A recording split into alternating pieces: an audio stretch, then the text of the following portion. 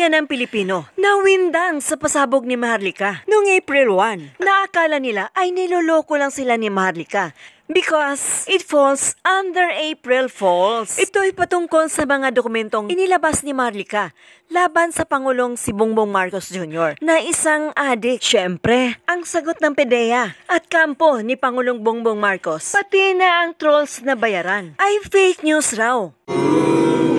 Siyempre, hindi naman aamin yan. Dahil sa ganitong mga ligasyon, ay nakahanda na yan sila kung ano ang ibabato laban sa kanila. Pero wala tayo sa posisyon na sabihin kung ito ay totoo o hindi. Pero dapat i-debunk nila ito ng kampo ng administrasyon sa mga akusasyon na pasabog ni Maharlika. Ang nang itinanggi ng PDEA ang authenticity ng mga dokumento at pinalaan ng publiko na maaaring makagawa o makapag-reproduce ng mga dokumento ng gobyerno gamit ang AI o Artificial Intelligence. Kung si Interior Secretary Benher Abalos naman ang tatanungin, fake news na laman ng mga dokumento. Well, ganito lang. Huwag naman tayo maniniwala sa mga fake news, no? No less than PDEA nagsabi na hindi totoo ito. Kuminsan, it's so unfair eh. Alam mo, right now, ang daming lumalabas, no? Kahit nga raw siya ay biktima ng fake news dahil minsan na rin siyang nadali ng identity theft. Kaya nga, ito lang sa amin sa cybercrime. Ako mismo nagdemanda ako eh. Sinan sa mga gumagamit ng pangalan ko, ng boses ko. It's identity theft. Ang kaso pa nito ay hindi lamang identity theft, no? Pati estafa pa dahil ang dami niyang hiningan. So yun ang mga sinasabi ko. Pag-ingatan po natin, huwag tayo basta-basta kaagad maniniwala.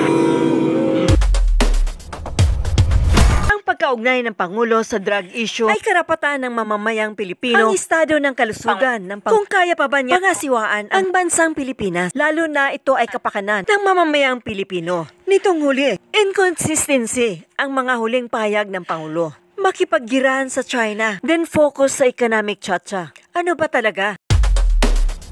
The produced documents presented by Maharlika laban sa Pangulo, there should be a requirement for transparency and kailangan nilang harapin ito or i-debunk. Silence means yes. Pati na rin ang mainstream media ay nabusalan na. Magkano kaya sila? Kunin natin ang pahayag ni Attorney Trixie. If we are going to allege a crime and the crime is being committed now, that will require evidence. That is the evidence that Madam Maharlika is holding is evidence of previous drug use or a previous investigation on an inquiry into drug use. Yan, attorney, masasabi mo doon sa komento ng DILG Secretary? Tama si DILG Secretary, wag dapat talagang paniwalaan ang lahat ng napapanood natin at naririnig.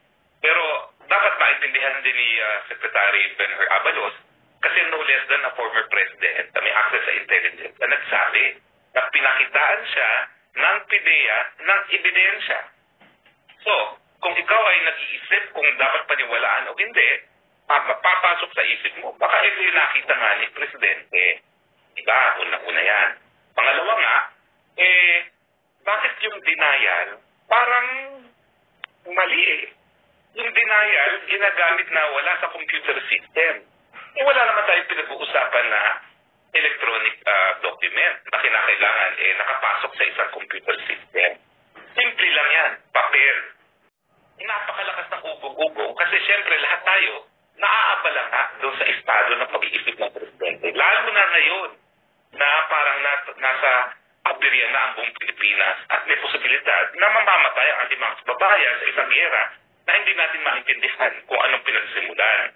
So, importante talaga na gaya ng sinabi ni dating Secretary Trixie Angeles na isiwalat kung ano yung estado ng kalusugan at kasama na rin dyan yung mental health ng ating Presidente. No? So, tama po yan.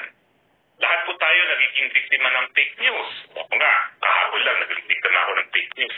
Sinabi ko daw ng agreement tungkol sa IUG, wala naman ang agreement tungkol sa tabuan ng West Philippine Sea. Malinaw po yan. Pero, kahit ano naman ang marinig mo, kung meron ka namang mga iba't ibang basihan, kung paniwalaan o hindi, lalabas at lalabas naman yan. No? So para nga, matulungan ng taong bayan na magdesisyon kung paniniwalaan nila o hindi itong PDEA leaks nito, kinakailangan magsalita na ang presidente at kung gusto niyang makumbinse ang taong bayan, lalong-lalo na sa panahon na mukhang nalalagay ang atines ang buhay ng mga Pilipino, magpa-drug test mo. Dahil ang siyensya naman, hindi magsisinungaling. Uulat, what's new? Sa hindi pa nakapag-subscribe, follow, and share. Huwag niyong kalimutan na tangkilikin upang patuloy na makapaghatid ako ng magandang balita.